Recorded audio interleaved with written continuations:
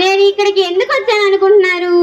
ఈ రోజు నా గురించి నేనే చెప్పుకోవడానికి వచ్చాను. మరి చెప్పనా? మరి వచ్చేసామండి. అమలాపురం పెట్టల ధర వచ్చేసామండి. రాజమండ్రి పై నుంచి రైలు కింద నుంచి వచ్చేసామండి. మరి వస్తూ మీకేం తేకపోతే మీరు ఫీల్ అయిపోతారని సూర్యకాంతం చీరలు, అనుష్క గారి చీరలు, నగ్మ గారి నగలు, శ్రీదేవి గారి చీరలు తెచ్చేసామండి అక్కయ్య గారు. మరి మీకు తెచ్చి సార్ గారికి తేపితే సార్ ఫీల్ అయిపోతారని చిరంజీవి షర్ట్లు, బాలకృష్ణ బన్నీళ్లు, పెద్ద ఎన్టీఆర్ లుంగీలు, బ్రహ్మానందం కడ్డాయిలు తెచ్చేసారు అక్కయ్య గారు.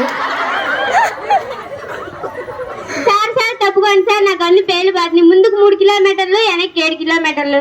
ఆఫ్ చేయమంటారా మోప్ చేయమంటారా? ఆఫ్ చేస్తే 6,000, మోప్ చేస్తే 3,000 అండి. వెనక్కి వెళ్తే 7,000, పైకి వెళ్తే 10,000 సార్. నా గన్నుకి లైసెన్స్ లేదండి.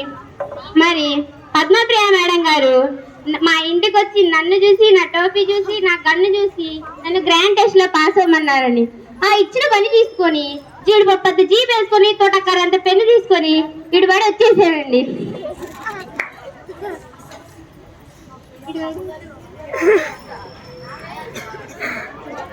మీ ఇంట్లో ధాన్యానికి, డబ్బుకి ఏదన్నా కొదువు ఉంటే చెప్పండి. ఏమంటే పీటీ మేడం గారు, మీ ఇంట్లో ఏమన్నా ధాన్యానికి, డబ్బుకి కొలుతుంటే చెప్పండి. ఒక ఉత్తరం రాసి పొయ్యిలో వేసేయండి, మాకు వెంటనే చేరిపోద్దండి. మా ఇంట్లో లక్షలకి లాస్ లేదు, కోట్లకు కొదవలేదు. కోట్లుంటే కుక్కలు తినేస్తున్నాయి, లక్షలుంటే నక్కలు తినేస్తున్నాయి, 10 పందులు తినేస్తున్నాయి, వేలుంటే ఎలుకలు తినేస్తున్నాయి, ఆఖరికి చిల్లలుంటే చీమలు తినేస్తున్నాయండి. ఆఖరికి తినడానికి నెత్తి మీద బొచ్చు తప్ప ఏం మిగలలేదండి. అందుకే ఇటు పడి వచ్చేసామండి.